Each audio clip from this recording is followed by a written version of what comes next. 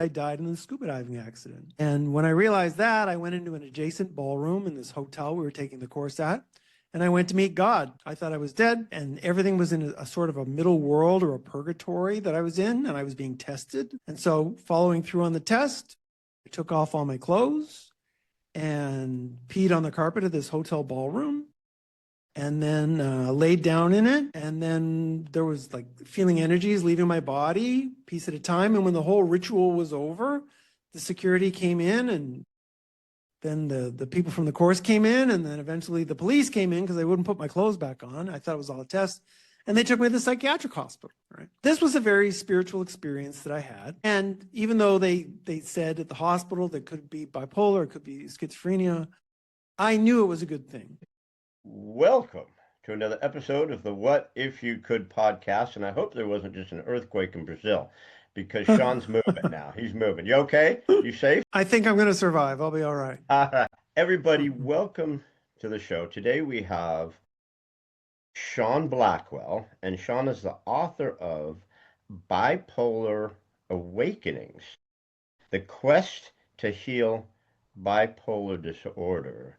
But the way he's doing this is fascinating, and we're going to go down some amazing rabbit holes. So welcome again, my friend Sean. Thank you, Gary. And by the way, Gary's my dad's name, so I feel really welcome here. God rest his soul. Was he nice? Was he a nice dad? Wonderful guy. As nice a guy as you're ever going to meet. And funny. Okay, if he was a real asshole, I'd feel bad. I'd be like, oh, we're going to have serious trauma issues here. Okay. He was great. Basically, I don't want to spend too much time. I want to get into this because there's so much there, but I do have to ask you my opening question, which I ask all my guests. So, right, Sean Blackwell, what is your what if you could? I think my original what if I could was, what if I could write this book that we're going to talk about? And that's kind of like, we're going to cover that. And at this point, I've been so kind of goal-oriented with my work and trying to get everything done and trying to find a place for it and this sort of thing. I think my thing now is, what if I could just wake up in the morning and just enjoy life without having any grand ambitions, grand lofty ideals. I live in a wonderful place, and I would just like to, what if I could just really just let it go and stop performing, Stop doing podcasts. No, I'm kidding. After this one. Yeah, this is, no, the podcast thing, it's been fun for me. I've been doing quite a few of them the last couple of months. But yeah, I think, what if I could just stop performing and just enjoy living? I think that would be the big one, because I pushed myself a lot over the years. Sean, I think in today's world, what a great message. Hey, everybody. Yeah, okay, stop all this stupid bullshit, because everybody's lost their minds, right? And go, why don't you just go live your life? Why do you have to jump on every bandwagon and everything and all this stuff and cause all? Why don't y'all just go stop, enjoy your life? Because it almost does feel like a performance at this point. It seems like this is a mad play that's gone off the rails or something. Like a bad sci-fi movie that just won't end. Well, I listen to, I, like everybody, I watch a lot of YouTube videos. I see all the Trump stuff. I listen to podcasts like The Daily Beast, which are fascinating. But sometimes I'm listening to it and it's like, who wrote this? This is the greatest. This Trump story is the greatest novel ever written. It puts Ayn Rand to shame. It makes House of Cards look like Sesame Street. It's an incredible book. It's a shame we're all in it, but it's an incredible book. Well, it's awesome we're in it. History's being made right now at lightning speed, right? Ayn Rand. I happen to really love Ayn Rand. Atlas Shrugged is one of my favorite books. And going down the rabbit hole as far as the politics and what's going on in the world and AI and things like this, you wonder why a lot of people have mental illness right now, right? And before we touch on that, I do have a question now. I went down the the bipolar rabbit hole. Because I honestly, I mean, you've heard it, right? You've heard derogatory statements like that chick's bipolar, or you've heard things about it. But would you walk me through, give me the nickel tour of what you believe, what is bipolar? You know, if we just met me in an elevator and go, dude, what's bipolar? Because a lot of people don't really understand. All right. Well, I guess the first thing is that every diagnosis you get from a psychiatrist is basically ticking the box kind of situation. You've got certain symptoms, and if you tick off a certain number of symptoms, then they're going to put you into a diagnostic category. There isn't an inherent genetic disorder there. They don't have any proof of that. Okay. The stories that have been told about chemical imbalances are just myth that's there to satisfy the masses. But, I've been doing this 18 years. Nobody has ever shown me a medical exam showing their mental illness. All right. So I call it a disorder. I never call it an illness. You could put it that way. But when you look at the symptoms that get diagnosed as bipolar, you've got first what's categorized as bipolar 2. And that would be things like inability to sleep, nonstop talking, a lot of business ideas. You might be getting confrontational with people. People think you're an asshole. That's not in the criteria, but that's one of the things that comes up is you just get really difficult to deal with. All right. Um, and that's really the thing. But you can function. But then at some point, that functionality fades away and you go into a break with reality and acute psychosis. And there, you think you're living in a kind of a dream world and you can't function and you're a danger to yourself. And in some cases, you might be a danger to others, but most of the time you're a danger to yourself. And that gets diagnosed, that mania going into acute psychosis goes into bipolar 1. And the thing about bipolar 1 psychosis is the dream space you go into either ends up in paranoid material or spiritual material. And by spiritual, I mean, you think you're Jesus, a Buddha, or a Messiah. You think you're dead, dying, or being reborn. You're having encounters with angels or devils. You think you're on a sacred mission here to save the earth, maybe to write a new Bible. Very spiritual orientated content comes up for people on a positive sort of experience that's not often talked about. Usually we associate mental disorders and illnesses with this very disturbing, fearful, paranoid, violent kind of thing. But people also have this really expansive, incredible connection and oneness that, but that in that space, they lose their functionality, all right? So the bipolar 1 tends to be where the spiritual symptoms are categorized. Now, back in the 80s, that would have been labeled schizophrenia. But over the years, from the 1980s to now, the diagnosis has kind of been shifted where they take that set of criteria and they've swung it over into bipolar 1 category. So, but it's basically just boxing in symptoms. So if somebody says to you, well, what's the difference between schizophrenia, schizoaffective, and bipolar? There is no, and a spiritual experience, there is no clear black and white division between one and the other. It's this sort of spectrum of experiences. And then you sort of get, it's almost like looking at a clock, and maybe bipolar is 12 o'clock and schizophrenia is 2 o'clock, that kind of thing. Like they're related to each other. They're all part of the same spectrum.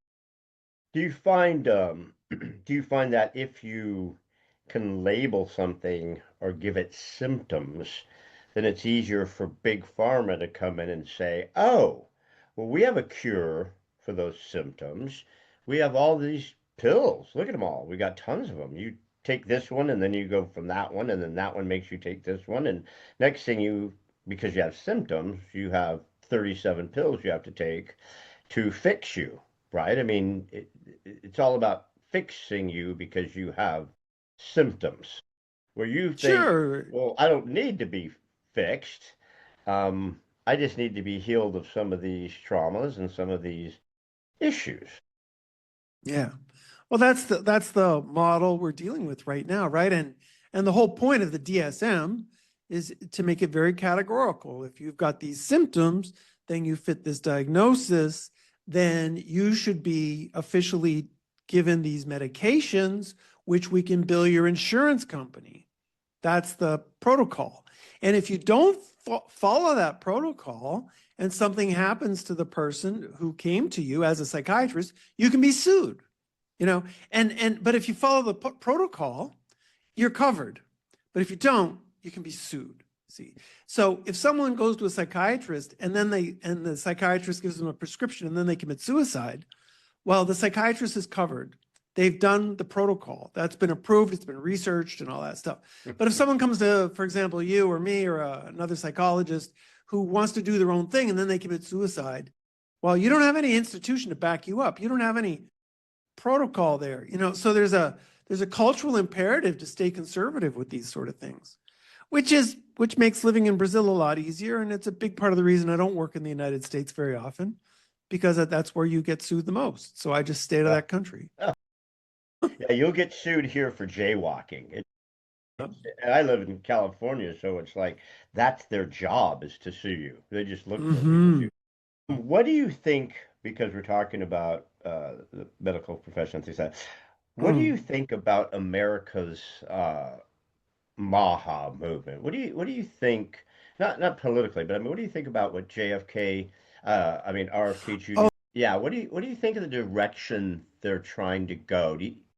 You think, not political, I don't really care about that, but do you think that they're going in the right direction with what they're trying to do? Because he stepped up to mental health a lot. I don't really know what he's been doing. I'm not informed enough to make a comment, but from what I know about him, I think he's a crackpot. Literally, he's a crack. Wait a minute. He's a former crack addict. Is that a professional medical diagnosis? Can you say crackpot? Yeah, it's in the DSM. It's in the DSM, page 4, crackpot. And there's a picture of JFK right there. So I don't know. A lot of people who are into my work are conspiracy theorists. I'm not. He's at the top of the list. I think he's at the top of the list. Okay, so we'll let that one go. So all right, man. One of the things, because I don't know, I don't know enough. I say enough stupid shit as it is, right? So I try to stay out of certain lanes if I absolutely know I just don't know. Yeah, right? So I tend to stay in my lane too. I jump in enough lanes. I'm dancing on the freeway all the time, dodging cars. So one of the things that you said that I found fascinating is of many. Okay. You got the book Bipolar Awakenings, and by the way, the cover's freaking awesome. I printed it out and I said it. Thank you. Do you I have it right in front of you? here. I have it right here. Hopefully, if it picks up, let me No, you got to put it right in front of your face. That is a freaking awesome cover. Anybody's gonna stop and look at that. It's awesome. Anyway, I thought it was an octopus at first, so I really caught my attention. So you got the book, Bipolar Awakenings, The Quest to Heal Bipolar Disorder. But one of these things said, from my perspective, meaning Sean's perspective, much of what modern psychiatry calls bipolar is not a biologically based mental illness, but a misunderstood spiritual process with trauma roots. And I almost never hear anyone combining medical stuff with spiritual stuff to work on the trauma roots. That's fascinating. I mean, you want to elaborate on that a little bit? Geez, where do I go? How do I expand on this thing? Well, it's I don't know, but I got time. I'll hang out. You've got time. Okay, so let's start with this idea of trauma. All right, and this, a lot of my thinking that you're going to hear starts with the work of Czech psychiatrist Dr. Stanislav Grof, and he's a founder of transpersonal psychology, which has roots in Northern California. And with transpersonal psychology, it's kind of a unique area because there's an assumption that there's some kind of soul or spiritual system with everybody, you know. So it's a pretty far out area of psychology. Freudian psychology tends to be more atheistic, you know, and then Jung is sort of a transition point, sort of opening people up to the possibility of spirituality to a certain degree, you know. But then with Grof, he just dive right in. And the idea with trauma isn't something bad that's happened to you. It's something that happened to you that was so disturbing that you didn't allow yourself to feel it, you know.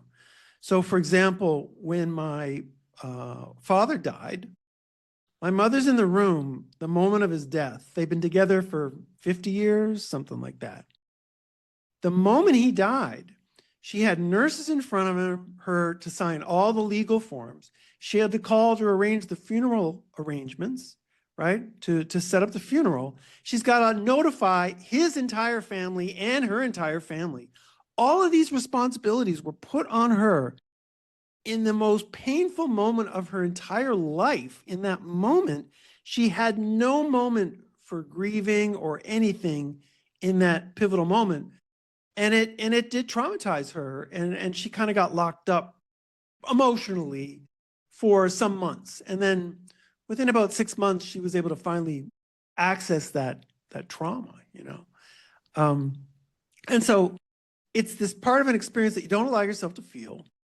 It gets walled off in the unconscious. But here's the thing, is today when we talk about the unconscious, we think of it as some part of our brain. You know, it's like, well, maybe the conscious mind is over here, the unconscious is back here, it's something like that. But the unconscious flows through our entire body. It's really common to hear people talking online about the central nervous system these days, but I think it goes deeper. I think that the roots of the central nervous system are a kind of chakra system or bioenergetic system, and that we have a life force energy. Freud would call it the libido, or Jung the libido. In India, they call it Kundalini. And so I tend to call it the Kundalini energy that kind of runs through this system. And if you've got too much trauma going on in that system, you can get blockages. And if you have enough blockages, that could lead to disorder. So a mental disorder, in my opinion, can happen to anybody. That there really isn't much of a genetic predisposition. Although people who do tend to get disorders do seem to have certain emotional or empathetic gifts. They do tend to be people who are more receptive to what's going on around them, you know. So that's the real link between spirituality and mental health, is that our traumas, which are causing our disorders, are rooted in these bioenergetic blockages, which are spiritual in nature.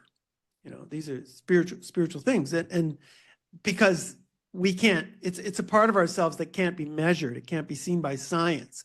And people say, well, one day we'll have a special tool that will look at that. It's like, no, man, you're never going to find it. It's another dimension. It's quantum, you know. And I know it's a lot of new age healers and thinkers, Joe Dispenza types and these kind of people. They talk about quantum this and quantum that, but it really is it's a quantum dimension to living, very similar to, you know, imagine when you're in the 80s and you're using a computer, and everybody had a computer in the 80s, but nobody had the internet. And then all of a sudden along comes the internet in the 90s, and it's like, whoa, what's that? And all of a sudden we're connecting all over the world with this device that's been in front of us. We never thought of it. Our quantum dimension is like that. We have an internet connection as humans.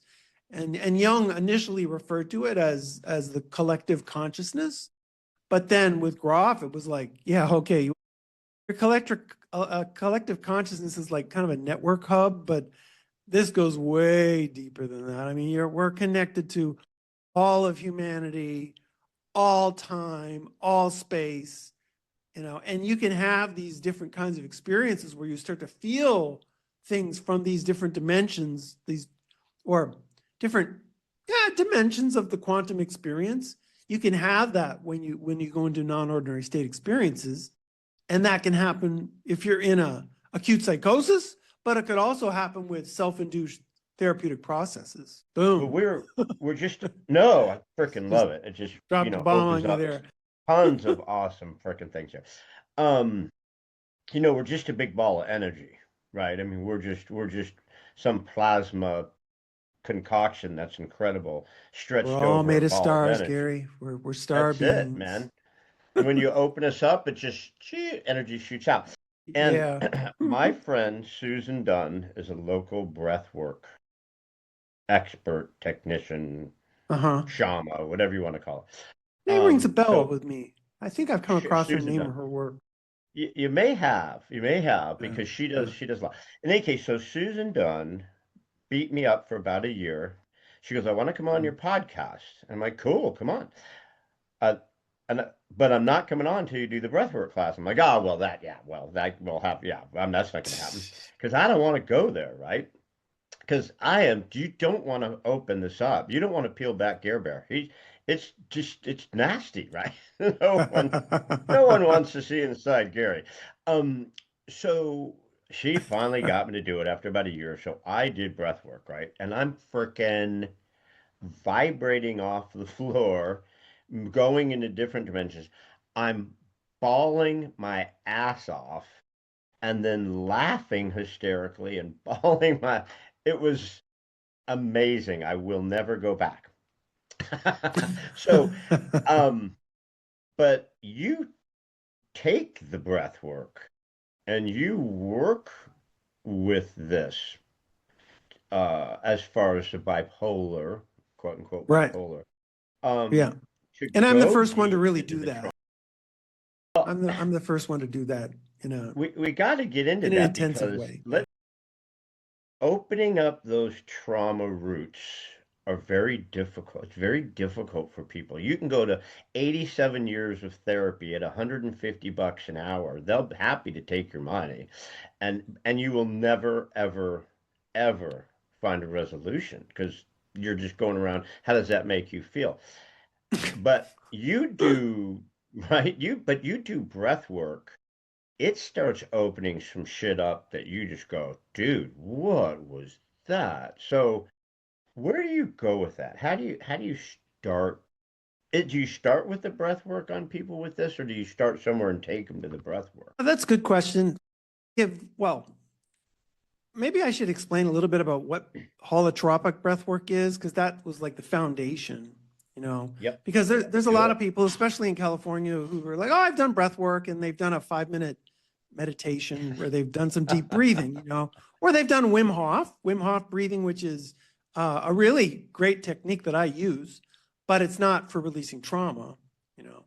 And so what holotropic breath work is, first, it's a formatted thing developed by Stan Groff, and I'm a certified holotropic breathwork facilitator with Groff Transpersonal Training. That was the original trainers of this technique, and it's this formatted thing where you have a trained facilitator with you, and you lay on a yoga mat. You're in sweatpants, and powerful music's played. It starts with aggressive Wait. drumming. You're in sweatpants?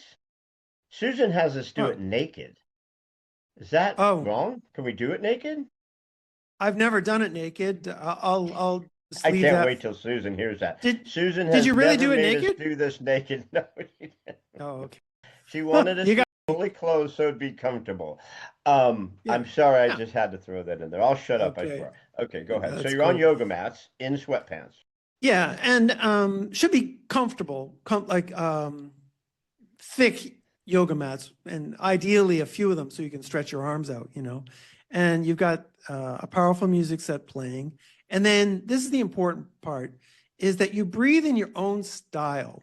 There's no specific breathing style that you're going to use. There's no in through the nose, out through the mouth.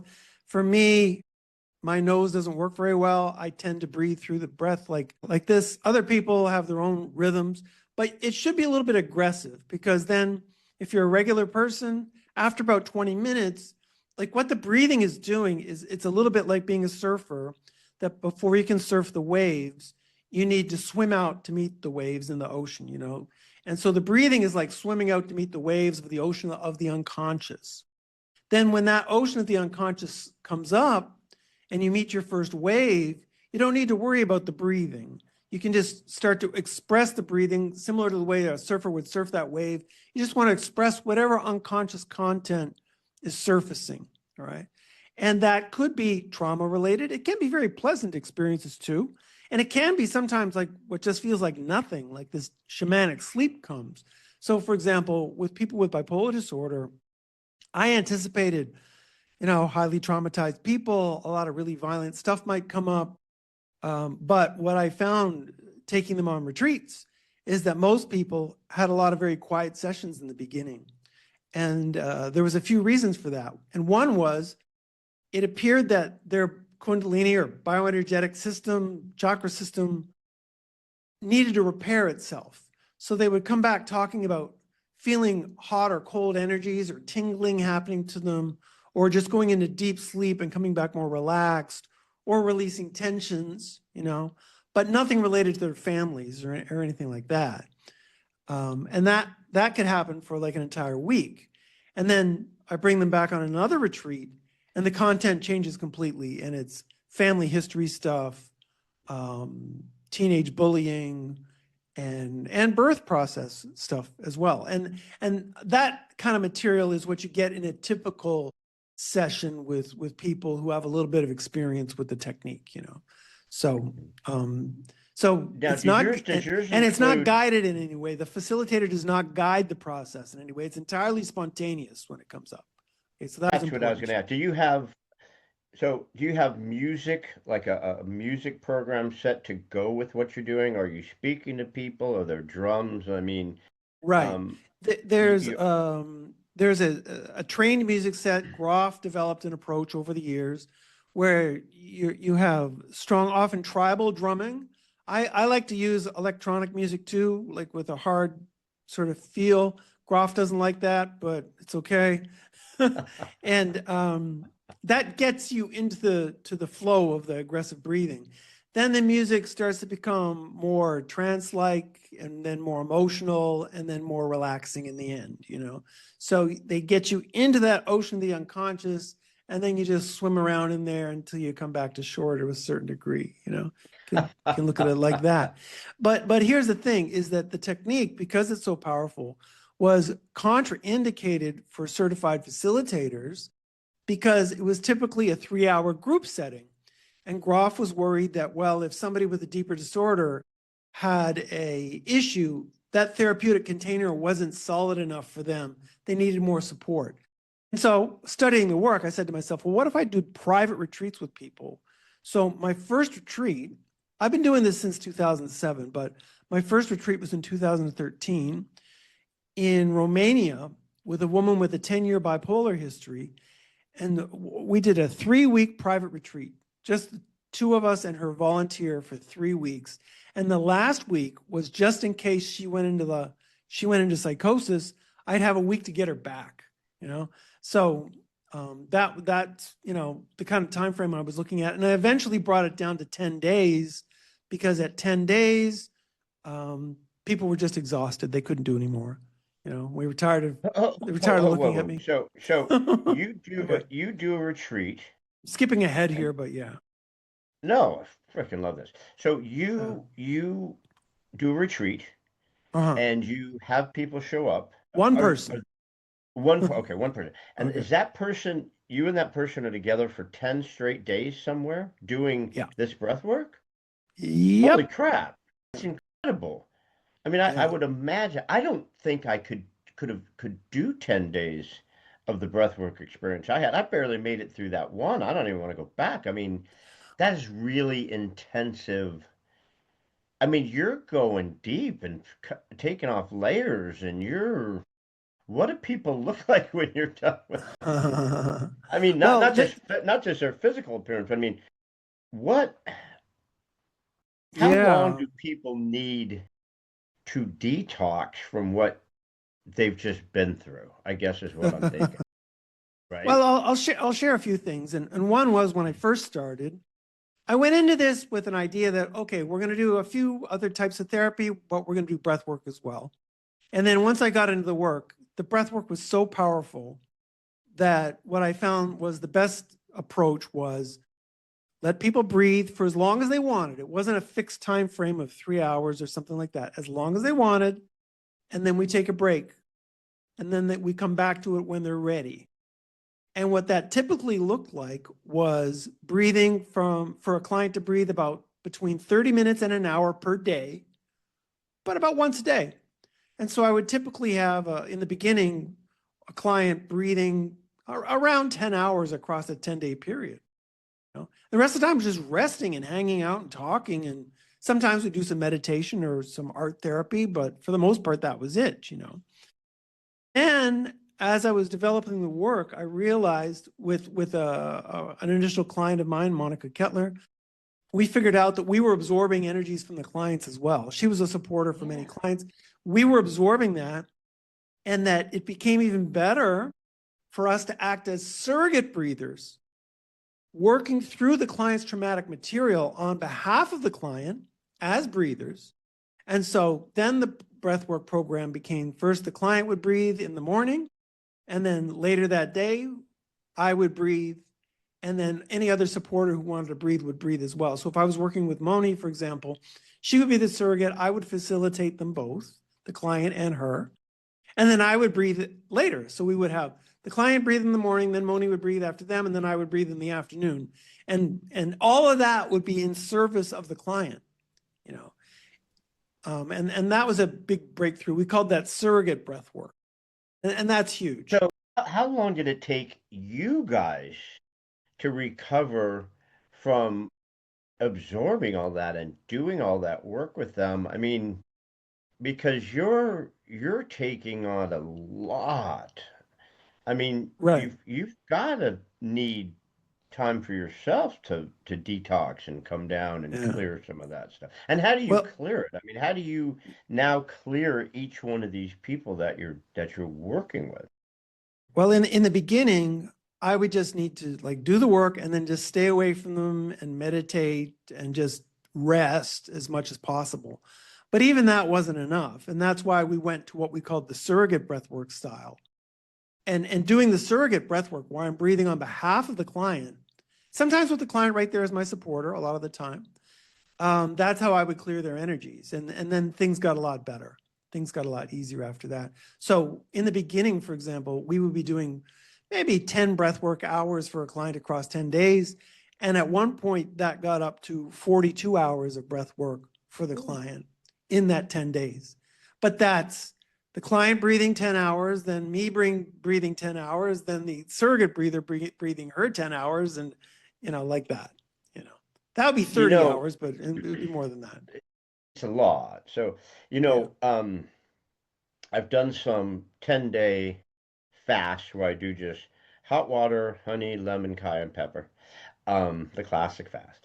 Um, and the first time I did it, I remember just the stuff that came out of my body, but not just the bowel movement cleansings, but my skin, Mm. the toxins coming out of my skin. It was really bizarre experience. And it Mm. doesn't happen every time. Usually it's just the cleansing of the body, and by day three I feel light. I could run, I could work out. It's just the energy level's insane. Um, Mm. but but I kind of almost visualize with that type of deep cleansing of people's trauma roots and things like that. It's almost like stuff's coming out of them physically. Um, It do you, is, yeah, but go it's ahead. not as powerful as you would think because most people are not ready for that level of intensity that you're imagining. When people have bipolar disorder, it's paradoxical because people tend to think of it as being very high and then being very low. Of course, yeah, with bipolar, there's the depression on the other side. I often forget about that, but it's true. Um, but typically, these people have walled off their emotions for many years. So getting them into a breathwork process, they need to kind of start to feel themselves again. And so the beginning can be quite mild, people not moving around that much. But then the next time they come, like for a second retreat, for example, then it's like, okay, here comes the stronger stuff. I've got a lot of friends who have different levels of spectrum and ADHD and things like that. I talked to a young gentleman named John Brink. You ever heard of John Brink? If you talk to Don't John think so. Brink, he's amazing. You should go on his podcast. John Brink is amazing. 85 years old, bodybuilder, great guy. Anyways, he wrote a book. It's up there. Usually you can see it. Um, Is he in Vancouver? ADHD. Yeah, he's in above Vancouver. Yeah, St. George, Oh, and Prince he's the George. lumber baron. I was on his podcast. Oh, you were? John Brink. He's I was on his podcast. Yes, yeah, John. Nice guy. John. Did he? Yeah, of course, he showed you $8.25 sign or whatever that sign was. I got to America with $35.39. He loves that sign, man. Um, but I love John. Love John. Read all five of his books. Um, but he wrote that one book, ADHD is my superpower. Like he didn't realize he had Yeah, I remember. ADHD until he was 60 years old. And he's like, Uh-huh. no wonder Uh-huh. I've been different this whole time. No wonder I've been so much more powerful than other people. No wonder my mind works so much better than other people. And it's really a fascination, but I would imagine bipolar might be a little different. It's not like autism or ADHD or things like that. It's more of a, like you said, depression. So I don't want to beat on depression, but it seems like it is more of a trauma response than those other things that may be chemical imbalances or something. I think they're all trauma responses, to be quite honest. I'm like, okay, let's work the trauma and then see where you're at, you know? Hmm. Yeah. But if you've got something like ADHD, and they can have their strengths to them too, but something like ADHD is really a very strong ego grip there. And it can be difficult to get people to go into breath work when they with that. Or OCD, for example. Not so much ADHD, OCD, obsessive compulsive disorder. It's hard to get those people to do breath work because they need to be in control of everything. And breath work is like, okay, you're going to let go of control, you're going to breathe, you're going to relax your ego. And these people are like, no way. They just hang on for dear life. I Yeah. was blown away how out of control of my physical body. Good thing I wore a male diaper. I was out of control of all of my emotion when we did this breath Uh-huh. work with Susan Dunn. It was crazy. I mean, Did the format I explained sound like the breath work that you did? It's like similar? well, she started with the drum circle, whacked that drum around our heads, and then sat us down, put headphones on, and then started playing music, and then took us through with the speakers talking to us, encouraged us when to breathe, when to stop, when to breathe faster. So there's a lot more, I Yeah, no, think, that's a completely different interaction. orientation. Yeah, I think Yeah, there's a lot more yeah, interaction than what you're yeah. talking about because she Uh-huh. literally led us through this. It Um, wasn't, did she mention a technique? Because I've done a similar technique to that called 9D breath work. Was she doing 9D breath work or you don't maybe. remember? Yeah, I Okay. don't Because it remember. had the I mean, headphones, they were guiding us through a process and that kind of. yeah, so when we chatted later, she told me, yeah, there's a lot of different modalities to breath work. Right. People pick the one that seems to work the best. The facilitator seems to pick the one. Like she likes this way. You're doing the Goff way. Is it Goff or Groff? Groff. Groff. Groff. You're doing the Groff way. Groff. Yeah. Yeah, which Stanislav, Dr. Stanislav Groff. I like the guy. How did you run into this dude? Since we're talking about this guy, what made you follow his technique and get certified? Now you're a trainer with that modality. How'd you go Sure. there? Well, I got to go back to the beginning. In 1996, I was working in advertising and I was frustrated as hell. And I took a self-help course and on that course, we did a 5-minute meditation. It was a landmark forum. They're big in California. 5-minute meditation on our fears. And I saw a depth gauge from my scuba diving equipment in that meditation from an accident I had had a few months earlier. And then all of a sudden there's this punch at my chest and I start crying and all the fear from that moment of the scuba diving accident came up. And when the meditation was over, all my senses had sharpened and there was a sense of like I finally knew things I never knew before. And I went home and I opened up to things about my family and I was totally vibrating in this higher level. And I stayed in that state for about 5 days. And on the last day of the course, I came to the realization that I finally knew everything I had always wanted to know, and that this was the information I would have when you die. And then I realized I died in the scuba diving accident. And when I realized that, I went into an adjacent ballroom in this hotel we were taking the course at, and I went to meet God. I thought I was dead. I was in a And everything was in a sort of a middle world or a purgatory that I was in, and I was being tested. And so following through on the test, I took off all my clothes and peed on the carpet of this hotel ballroom, and then laid down in it. And then there was like feeling energies leaving my body piece at a time. And when the whole ritual was over, the security came in, and then the people from the course came in, and then eventually the police came in because they wouldn't put my clothes back on. I thought it was all a test. And they took me to the psychiatric hospital, right? So this was a very spiritual experience that I had.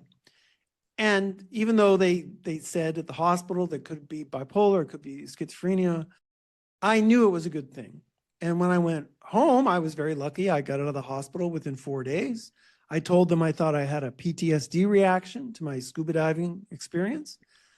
But when I went home, I told my family, I said, look, this was a spiritual experience. I don't know what an illness is. I don't know what schizophrenia is, but this wasn't that. This is something different. And after that, my life got a lot better. And it kind of ended on again, off again depression for about 7 years. And when I went back to work, my career just took off, and my salary tripled over the next 3 years. And yeah, I went from a job where I could do no right to a job where I could do no wrong. I was just like, I would fart and everybody would applaud, it was that kind of situation. I was like, thank you very much. I know the feeling. Yeah. So And were you alone in this ballroom, or you just yeah, left the course and wandered I left off the in this course and I went ballroom off. and just Yeah. started stripping your clothes? I mean, did Yeah. people say Yeah. you had a mental breakdown? Did say, dude he finally broke, man. He had a mental breakdown. Oh, I don't really, well, nobody thought, oh, he's having what Groff would call a spiritual emergency. Nobody would say, oh, this guy's in the other room having this amazing non-ordinary state experience. It's going to change his life for the better for the next 10 years. We should go in there and be supportive of him. Oh, fuck no. You're like, oh, someone's going crazy in there. Call the ambulance. You know? So it was a mental breakdown. Uh, So so yeah. did you And do you remember doing this? I mean, do you remember sure, being in it? So sure. you Yeah. so it was more of Yeah. a conscious act of you stripping off your clothes, almost like stripping off the layers of the past damage from the scuba accident, and then peeing out the last bits of it and Well, saying, "Here, I've that whole exorcised the demons."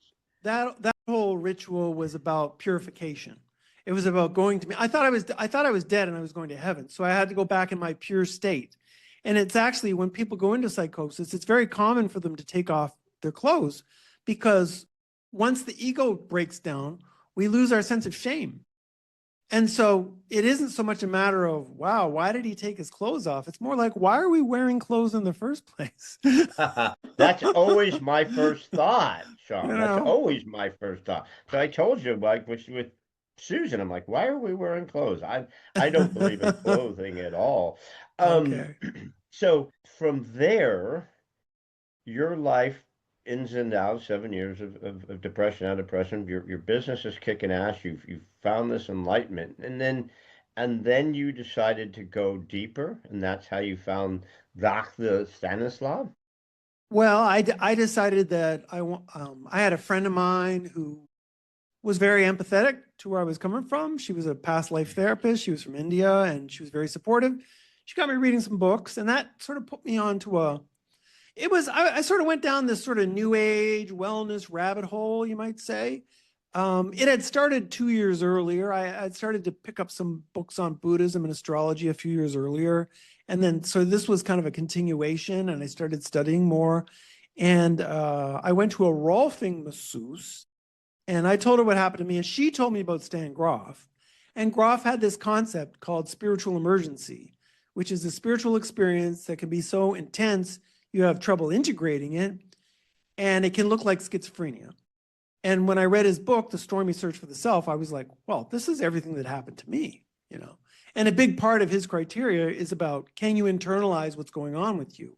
And to a certain degree, I could, even though I was projecting a lot, thinking that I was in a big theater and everybody was testing me, but I also knew something was going on within, and I needed to work through that. So his work really turned me on. And I would spend the next 5 or 6 years reading his books, studying his books, and Ken Wilber as well was very helpful. And that kind of gave me a framework for what happened to me, which made me think that what happened to me in mental illness was completely different. So that's where I went. But then I went and became an English teacher. I didn't get into this work right away. I moved to Brazil. I met a wife. My wife is Brazilian. I'm divorced now, but we were together for 27 years and we're still friends. We met in Peru. I started to get into shamanism. I was doing shamanic journeying, no drugs, but a lot of, visits down to like Sedona, Arizona and Peru and shape-shifting seminars and all this kind of stuff to sort of see what was going on. This is all in the 90s. And I met my wife in that process and then eventually packed it up and moved. Well, we moved to Las Vegas, like we had talked about earlier, spent a year working in advertising there.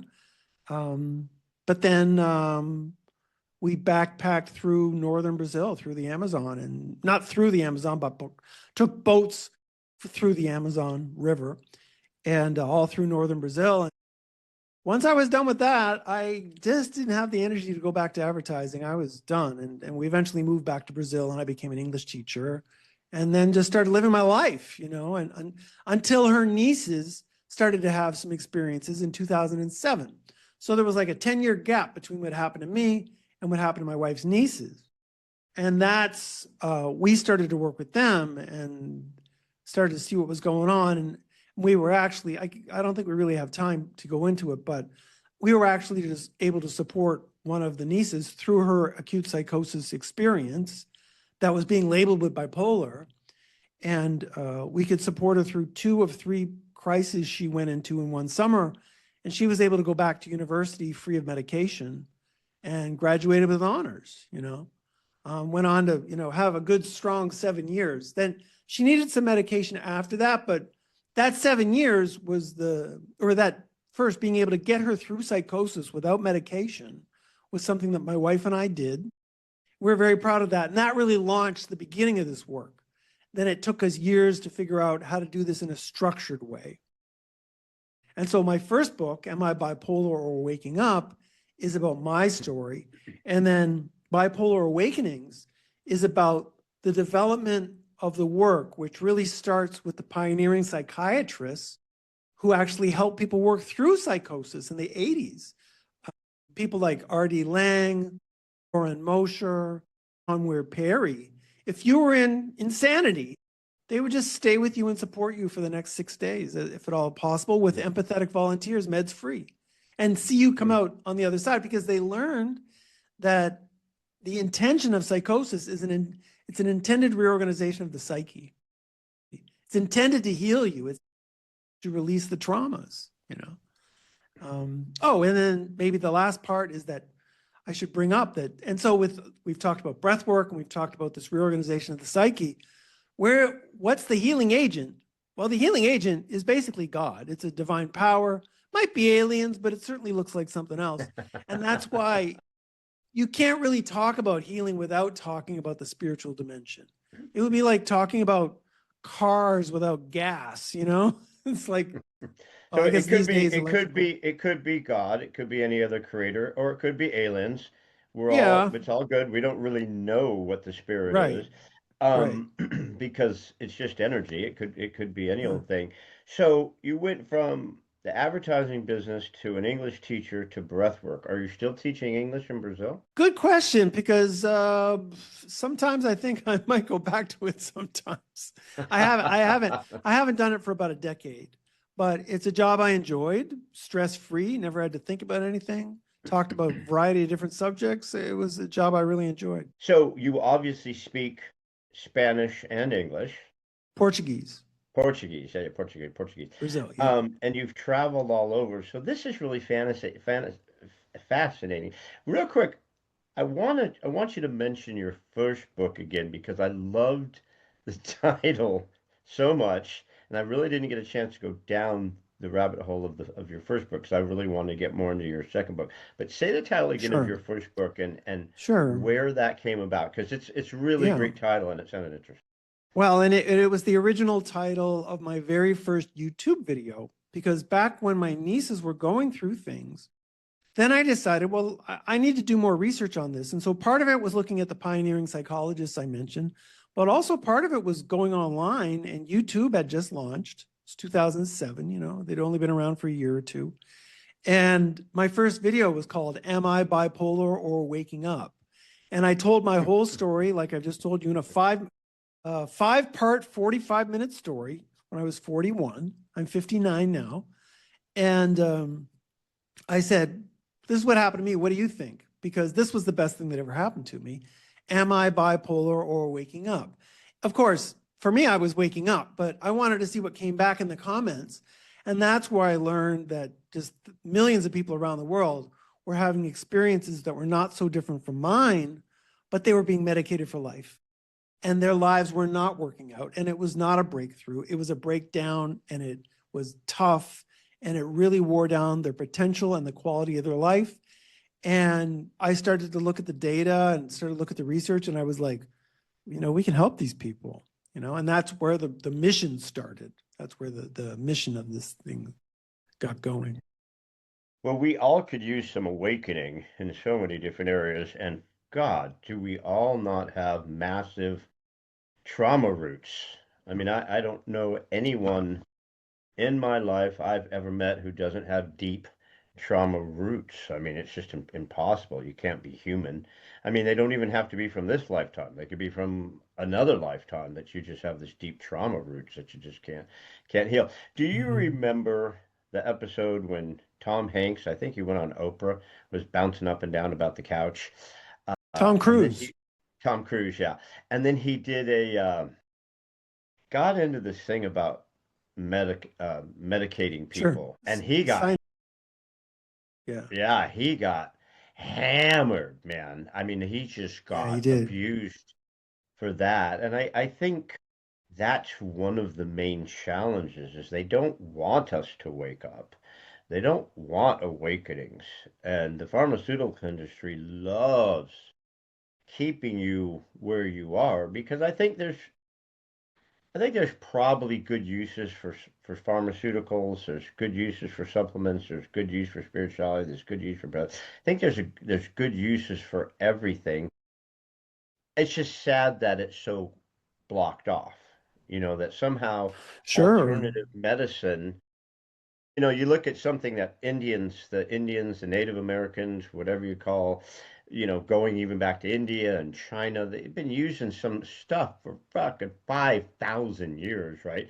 And you bring it to America and Mm. you go, yeah, we can improve that, man.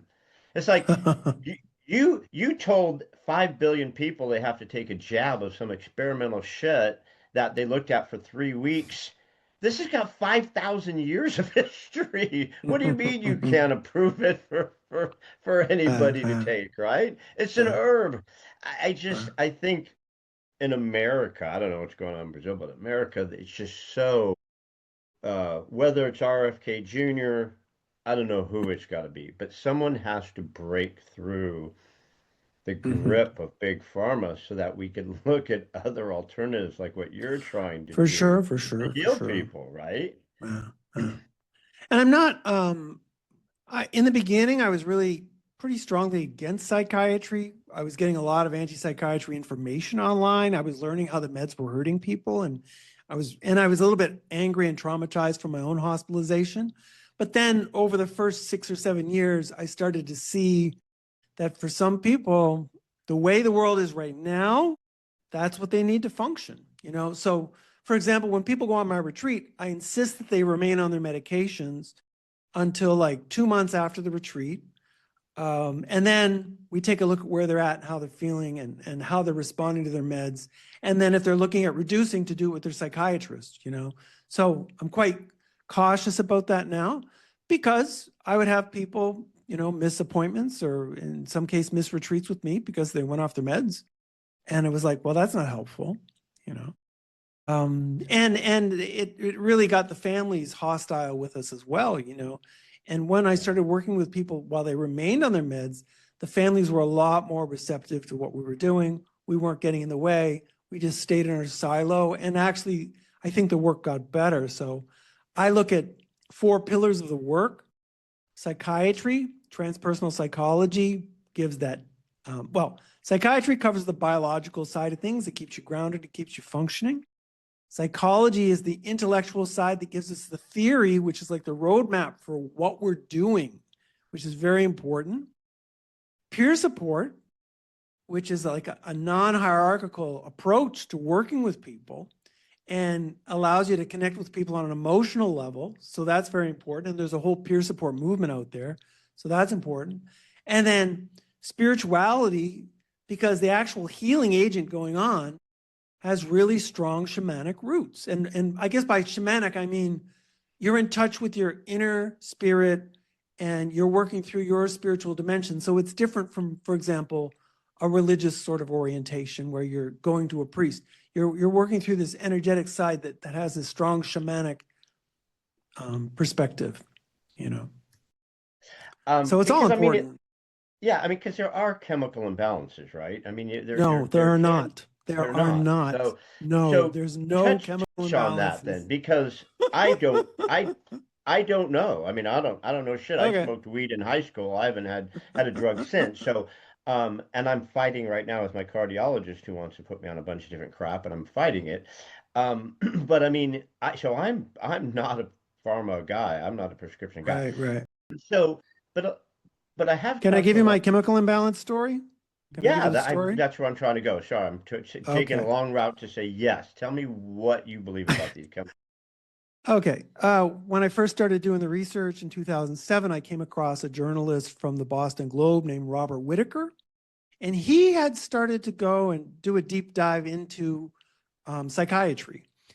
And one of the things he started discovering was that there was no research showing any chemical imbalances. And when we talk about chemical imbalances, we're generally talking about serotonin or dopamine levels being too high or too low. If people talk about, well, you've got a chemical imbalance, they're usually talking about one of those chemicals, and it's either above or below the normal range of the population. But what this is from quoting Robert Whitaker in his books, Anatomy of an Epidemic, Mad in America. He's got one other one.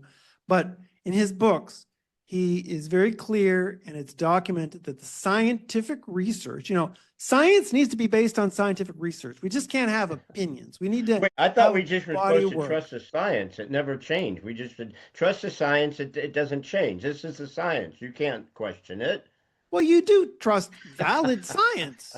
You do trust researched, valid, documented science. But And you then, have to question it. You have to continue to question it. You have to but that's continue to what the look at it. scientists are supposed to be doing. If the Yes. science is being done correctly, then yes, that Yeah. scientific inquiry is all about that. And when you Yes. look at that research, what it shows is that the range of serotonin and dopamine for people with any mental disorder is the same as a regular person. Okay. So the whole chemical imbalance idea is a complete myth. It doesn't exist, And So is the pharmaceutical industry just using this yeah. research to push drugs? No, they're not using the research to push drugs because they don't have any research. There's no They never research. do. No, they don't have any But research the for that. FDA approved it Sure. Why do they approve it? because they Why are got they paid to approving it? approve it. Well, that's part of it. That's part of it. But there's another part of it too, which is that it's like the best we've been able to come up with until now. You know, Man, yeah, maybe I it's not, don't. and That's a it's whole not nother great. podcast. Yeah, that's a whole nother. I could go down that rabbit hole forever. All right, sir. Okay. You've Yeah. been awesome. Thank you, I'm a man. Thank liar. you. I am a actual certified liar, and yeah, I don't need any help being diagnosed for that. I said I had one question, but I actually have two questions. I gave you the first. Okay. What if you Yeah. could question? Mitochondria. Is that the answer to one of those questions? Mitochondria? Oh, Could be. okay. Okay. So my last question is, before we hasta luego back to our All right. pad in Right. Brazil, is if you had a thought saying if there's something that meant something to Sean Blackwell that you would like to leave with everybody before we hasta luego, what would that last thought be for us? Do breath work. Give it a try. I know you're afraid to go there. Go there. Just go there and do it. But I'm biased. Do holotropic breath work with a certified facilitator. It's safer. It's the best way to access your traumas. You're in California. There's lots of facilitators out there. Michael Stone, he's in Los Angeles. I know him personally. Great guy. You know, we need to start working on our trauma. We're just not there. We're not doing it, and we have to, because it's ruining our society that we're not. It's just ruining our society. The trauma's been turned up. You know, We're they just like to projecting it keep everywhere. us, well, yeah, they like to keep us in a state of anger, hate, trauma. You know, you can't function. You just flat out cannot function Yeah. in the world that we live, with the fear, the trauma, the hate, the anger, the madness. You can't do it. You can't function, and so it's really Yeah. tragic. And I love There's the word another. I've got a awakenings. Yeah, yeah. brilliant. Own your shit. There you go. Own your shit. That can go on a t-shirt. All right. And doing your work, your trauma work, your shadow work, it's the same thing, is about owning your own shit. If more people owning their own shit, we're going to be in a much better place. Yeah, stay out of my shit and just Yeah, own your own shit, all right? exactly. Because Exactly. I don't need you here, all right? I don't need y'all here in my shit. I got enough shit. But it's Yeah. so true. People stop doing all this stuff. Fix your own shit. All Yeah. right? Own it. Fix it. Own it. Own it. Uh-huh. Uh, Uh-huh. Sean Blackwell, you're awesome, brother. So Sean Blackwell is the author of two books. Am I Sure. bipolar or am I just awakening? Is the first one. Second one Yeah. right there, which I love Am that. I bipolar or waking up? Am I bipolar Awake, or waking? That's the waking first. up. And this one right there, put it back there, right in front of your face, because it's better looking in your face. Bipolar Awakenings. That's right. Uh, it is the quest to heal bipolar disorder. And Yeah. great stuff. Love the breath work. Sean, where can we find you? More of Sean Blackwell. Where can we find the book? Where can we go to your YouTube? Where Yeah. can we get more of Sean? You can just go to my website. That's the best place to start. And that's bipolarawakenings.com. Just bipolarawakenings.com. BipolarAwakenings.com. That'll have links to both books. That'll have Yep. information on the work, the whole kit and caboodle. I've been Consulting, there. It is awesome. And yeah, this has been fun, man. I YouTube think channel. I think the so much healing needs to be done. I mean, honestly, we're on a crash and burn mission. I don't, I hate to be negative, but I'm ready to pack up and go to Brazil too. I was going to go to Venezuela, but I'm not. Yeah. But yeah, I mean, it's just, I honestly think that the energy is pretty rough right now. And I love that you're Hmm. bringing good energy and Oh, you're thank bringing, you. you know, good healing and spirituality because man, do we need it. Yeah, I think so. It's just mind numbing what's going on. So There is very, hope. it's so just the psychological crisis is so obvious. It's a collective thing. It's a collective thing. Yeah, it's tough, man. Yeah. But Yeah. you're our hope. So everybody, please look for Sean Blackwell. Go to his website, go check out his books, and do one of his programs. And I'm going to fly to Brazil and hang out with him later today. So thank you so much, buddy. I appreciate it. Got a spare room if you want to come down and hang out. Do It's a it. sweet pad, man. I love that. All Yeah, right, yeah, my everybody. virtual pad. Thank you so much, and All we'll right, see man. you guys. Appreciate it. Thanks. All right.